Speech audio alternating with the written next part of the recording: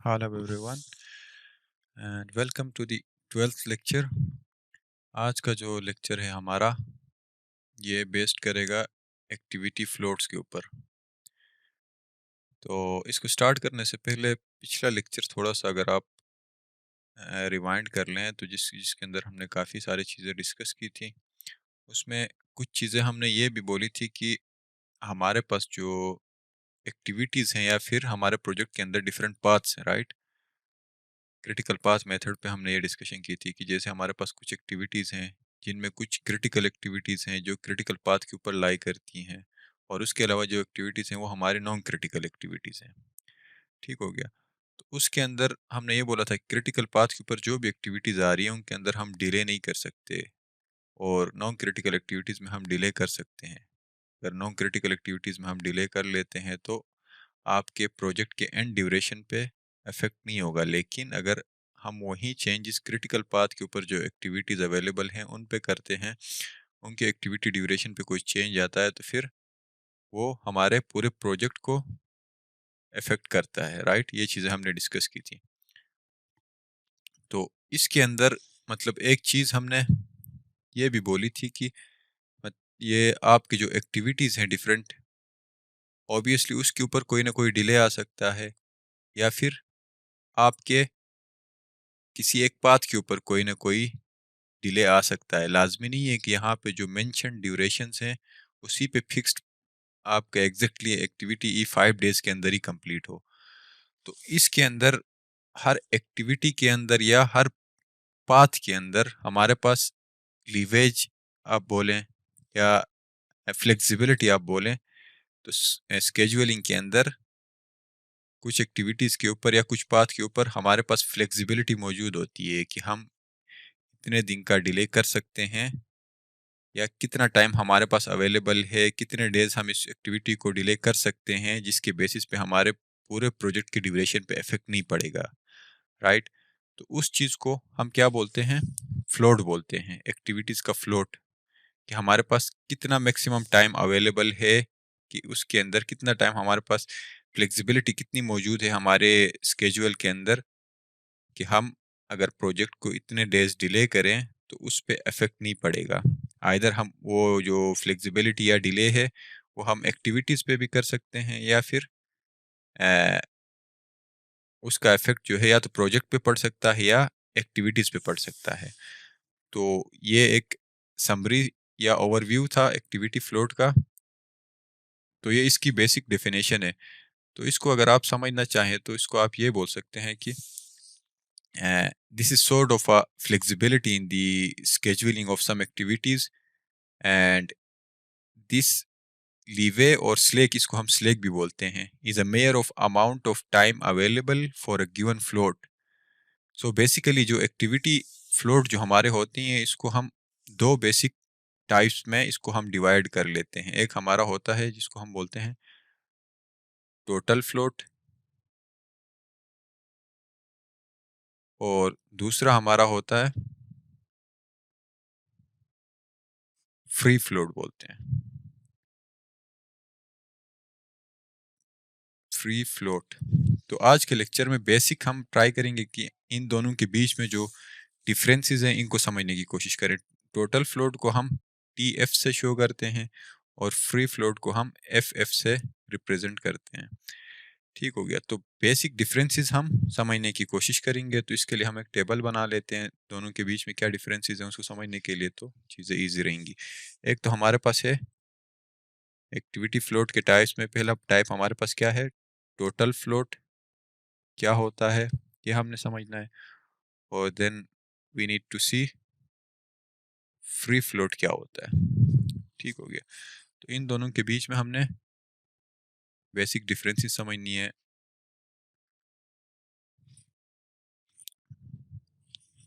ये इसको मैं ड्रॉ कर लेता हूँ टेबल को, और हम ट्राई कर लेते हैं डिफरेंसेस को सॉर्ट आउट करने की।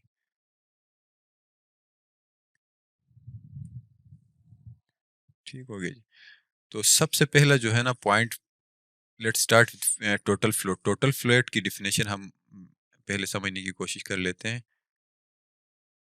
So total float can be defined as the maximum time of an activity the maximum time an activity can be delayed without delaying completion of the project.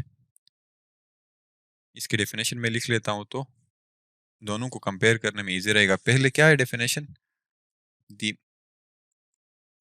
Let me change the colour. Total float का definition है the maximum time an activity can be delayed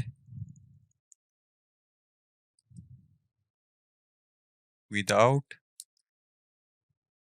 delaying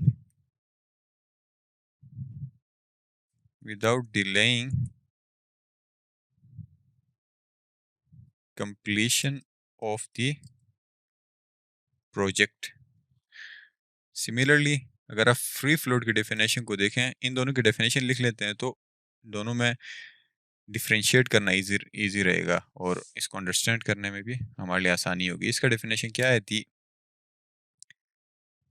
maximum time, notice करने की कोशिश करें difference क्या है। The maximum time an activity can be delayed without affecting the early start of any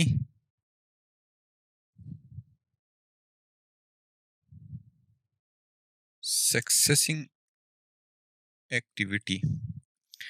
अब activities के अंदर मैंने बताया भी था कि सक्सेसर एक्टिविटी कौन सा होता है और प्रीडिसेसर एक्टिविटी कौन सा होता है। तो इसमें कुछ बेसिक डिफरेंसेस इन दोनों में देखें तो एक तो दोनों में क्या है? The maximum time, again the maximum time an activity can be delayed, an activity can be delayed without affecting, अब इसमें क्या कह रहा है? Without affecting the early start of succeeding activity, मतलब जो भी एक्टिविटी है उसका नेक्स्ट जो एक्टिविटी आएगा, सक्सेसर एक्टिविटी जो होगा, उसको इफेक्ट किए बगैर कितना मैक्सिमम टाइम हम किसी भी एक्टिविटी को डिले कर सकते हैं, उस टाइम को हम फ्री फ्लोट बोलते हैं। लेकिन टोटल फ्लोट में क्या होगा? इसमें वो वाला मैक्सिमम टाइम जिसमें हम एक एक्टिविटी को डिले कर सकते हैं without delaying completion of the project. इसमें कंप्लीशन ऑफ प्रोजेक्ट पे इफेक्ट नहीं होना चाहिए, और इस केस में सिर्फ जो नेक्स्ट एक्टिविटी होगा, सक्सेसर एक्टिविटी, उस पे इफेक्ट नहीं होना चाहिए। सक्सेसर एक्टिविटी का अर्ली स्टार्ट जो होगा वो इफेक्ट नहीं होना चाहिए। तो उस मैक्सिमम टाइम को फ्री फ्लोट बोलेंगे, जिसको एफ से शो करते हैं, और इसको हम टोटल फ्लोट बोलेंगे। चीज क्लियर हो गई? छोटा सा डिफरेंस है। टोटल फ्लोट वो मैक्सिमम टाइम होगा, maximum time an activity can be delayed, वो मैक्सिमम टाइम जो हम किसी भी एक्टिविटी को डिले कर सकें और उस डिले की वजह से प्रोजेक्ट के कंप्लीशन पे कोई इफेक्ट नहीं होना चाहिए, डिले नहीं आए कंप्लीशन में प्रोजेक्ट के। जैसे प्रोजेक्ट अगर 21 डेज में कंप्लीट करना है तो वो 21 डेज में ही कंप्लीट हो, तो वो 21 डेज में कंप्लीट भी होगा, लेकिन उसके अंदर जो मैक्सिमम टाइम का जो डिले हम कर सकते हैं किसी भी एक्टिविटी के ऊपर, तो वो टोटल फ्लोट के ऊपर आएगा।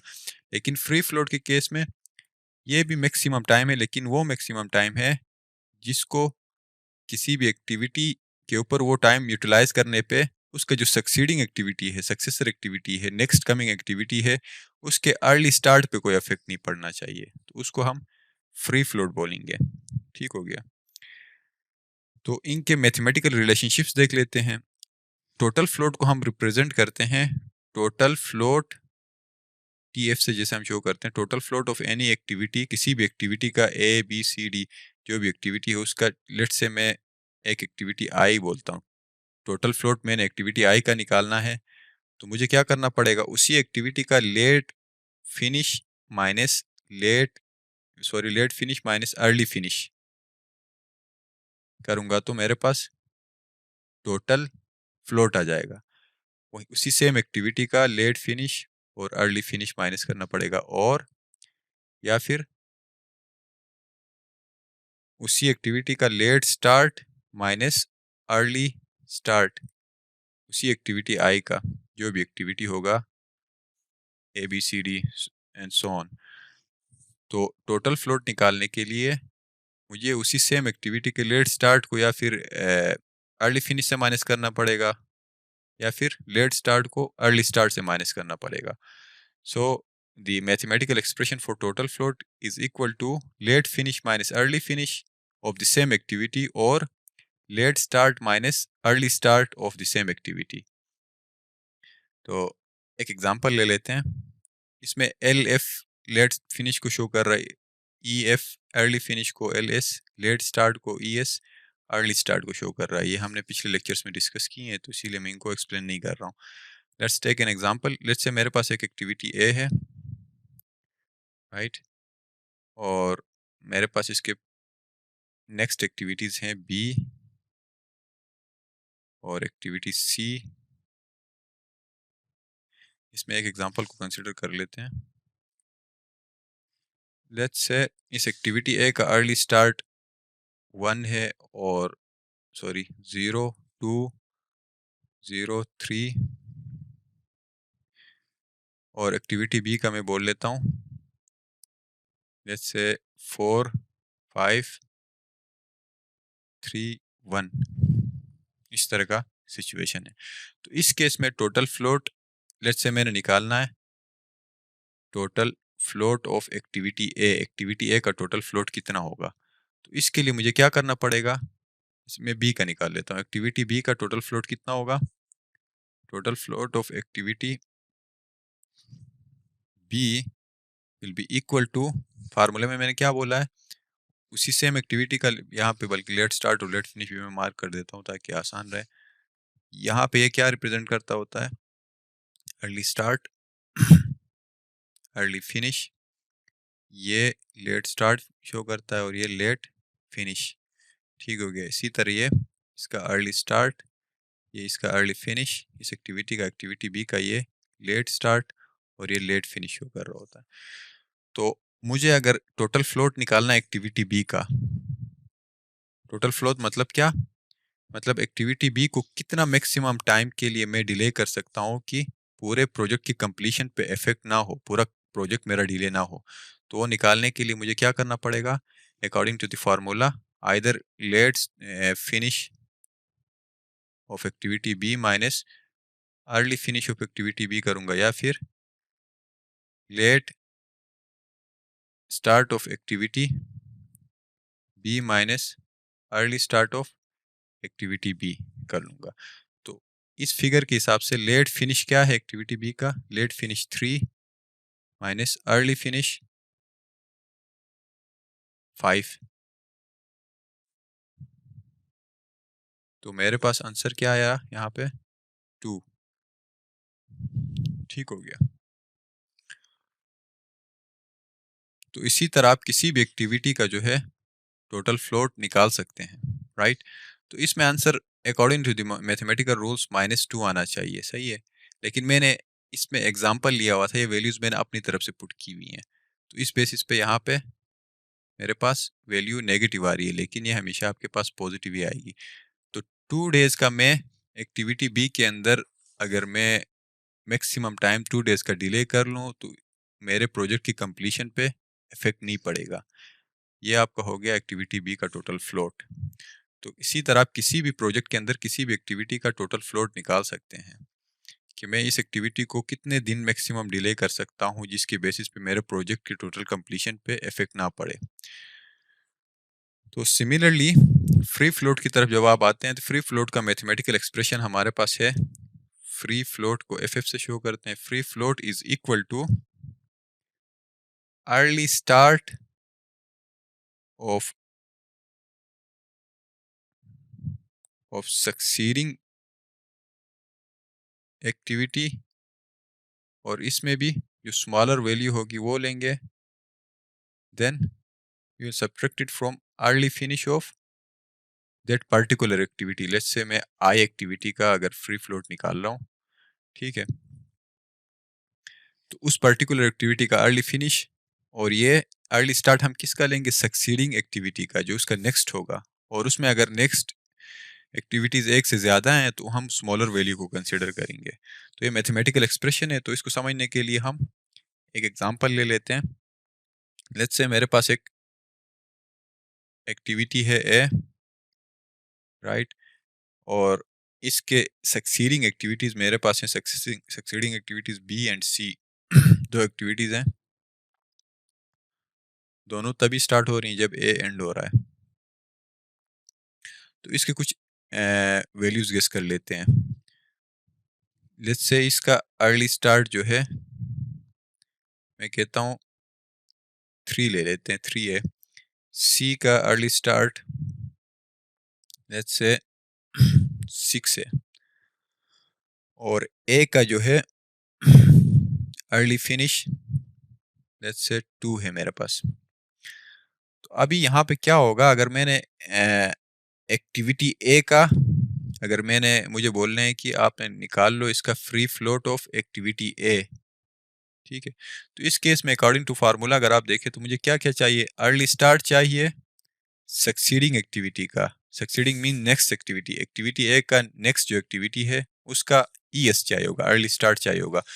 तो मैं जब यहाँ पे देखता हूँ तो मेरे पास इसके सक्सीडिंग एक्टिविटीज दो हैं, बी भी सक्सीडिंग एक्टिविटी है, सी भी सक्सीडिंग एक्टिविटी है, लेकिन इन दोनों में से अर्ली स्टार्ट की वैल्यू मैं कौन सी कंसिडर करूंगा, according to formula smaller value. तो स्मॉलर वैल्यू मेरे पास 3 हो गया, राइट।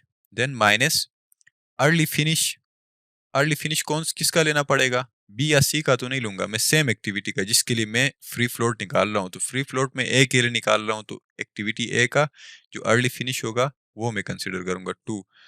तो free float of A will be equal to 1। तो इस 1 का क्या मतलब है, मीन्स एक्टिविटी ए को एक दिन मैक्सिमम डिले कर सकता हूँ, सही है।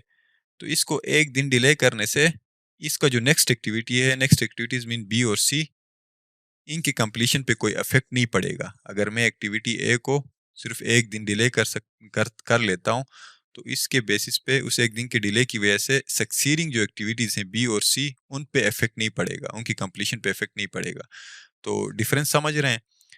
फ्री फ्लोट में उसकी जो नेक्स्ट एक्टिविटीज है, सक्सीडिंग एक्टिविटीज है, उन पे इफेक्ट का जिक्र हो रहा है, लेकिन टोटल फ्लोट में पूरे प्रोजेक्ट के ऊपर, प्रोजेक्ट की कंप्लीशन के ऊपर डिले आना या उसके ऊपर इफेक्ट आने का जिक्र हो रहा है। तो ये मेन डिफरेंस है। आई होप कि ये चीज़ें, इन दोनों में डिफरेंस क्लियर हुआ होगा। अब ये चीज़ें, पहले तो हमने क्रिटिकल पाथ मेथड को यूज़ करके फॉरवर्ड पास बैकवर्ड पास कैलकुलेशंस करके हमने क्रिटिकल पाथ तो निकाल दिया किसी भी प्रोजेक्ट का कि ये पाथ हमारा क्रिटिकल है। लेकिन अभी हमें ये चीज़ें भी इंपॉर्टेंट है प्रोजेक्ट के अंदर पता होनी चाहिए कि हम किस एक्टिविटी पे कितनी हमारे पास फ्लेक्सिबिलिटी है, कितना हमारे पास स्लेक है, या कितना हमारे पास डिले करने के लिए मैक्सिमम टाइम है, कि इतने डिले करने पे हमारे प्रोजेक्ट के कंप्लीशन पे या फिर हमारी जो एक्टिविटीज़ हैं, कमिंग एक्टिविटीज़ या सक्सीडिंग एक्टिविटीज़, उनके कंप्लीशन पे कोई इफेक्ट ना पड़े। अब इस चीज़ के आंसर के लिए हमें ऑब्वियसली हर एक्टिविटी की जो है टोटल फ्लोट और फ्री फ्लोट निकालना पड़ेगा। तो टोटल फ्लोट और फ्री फ्लोट निकालेंगे तो तभी हम बता सकते हैं कि हमारे पास कितनी फ्लेक्सिबिलिटी मौजूद है हर एक्टिविटी के ऊपर, या किसी भी कंस्ट्रक्शन प्रोजेक्ट के ऊपर जो स्केड्यूल बना हुआ है उसके किसी भी पाथ के ऊपर हमारे पास कितनी गुंजाइश मौजूद है, फ्लेक्सिबिलिटी कितनी मौजूद है। या in other terms we can call it slack भी बोलते हैं, कि हमारे पास कितना स्लेक मौजूद है और कितने दिन हम इसको डिले कर सकते हैं कि हमारा जो प्रोजेक्ट है उसके कंप्लीशन पे भी इफेक्ट ना हो, या फिर हमारे जो नेक्स्ट कमिंग एक्टिविटीज़ हैं, सक्सीडिंग एक्टिविटीज़, उनके कंप्लीशन पे कोई इफेक्ट ना पड़े। तो इसके लिए हमें फ्री फ्लोट और टोटल फ्लोट निकालना पड़ता है। तो इन दोनों के बीच में डिफरेंस हमने डिस्कस की और मैथमेटिकल एक्सप्रेशन हमने डिस्कस की। तो अब नेक्स्ट जो हमारा टारगेट होगा कि हम कोई प्रॉब्लम प्रोजेक्ट को कंसिडर कर लें और उसको सॉल्व करके उस प्रोजेक्ट का जो है प्रॉपरली हम एक तो फॉरवर्ड पास बैकवर्ड पास कैलकुलेशंस करके क्रिटिकल पाथ निकालेंगे। क्रिटिकल पाथ निकालने के बाद हम उस प्रोजेक्ट का फिर प्रोजेक्ट के अंदर हर एक्टिविटी का टोटल फ्लोट और फ्री फ्लोट निकालने की कोशिश करेंगे और देखेंगे कि हमारे पास हर एक्टिविटी में टोटल फ्लोट कितना मौजूद है और फ्री फ्लोट कितना मौजूद है। तो आज के लेक्चर के अंदर तो यहाँ इन दोनों के बीच में डिफरेंस तक इनफ था। तो नेक्स्ट लेक्चर के अंदर हम एक एग्जांपल प्रॉब्लम सॉल्व करेंगे, जिसके अंदर हम एक एग्जांपल को कंसिडर करके किसी भी प्रोजेक्ट को लेके उस प्रोजेक्ट का जो है टोटल फ्लोट भी निकालेंगे और फ्री फ्लोट भी निकालेंगे, और वो प्रॉब्लम बेस्ड होगा आज के डिस्कशन के ऊपर। तो ये एक तो हमें इन दोनों के बीच में डिफरेंस का पता होना चाहिए। उसके बाद मैथमेटिकल एक्सप्रेशंस दोनों की जो हैं ये दोनों हमारी यूज़ होंगी कैलकुलेशंस के अंदर। तो नेक्स्ट लेक्चर के अंदर हम एक प्रॉब्लम को सॉल्व कर लेंगे। So for today we will wind up the lecture number 12 here and see you guys in next video. Till then, goodbye. Thank you.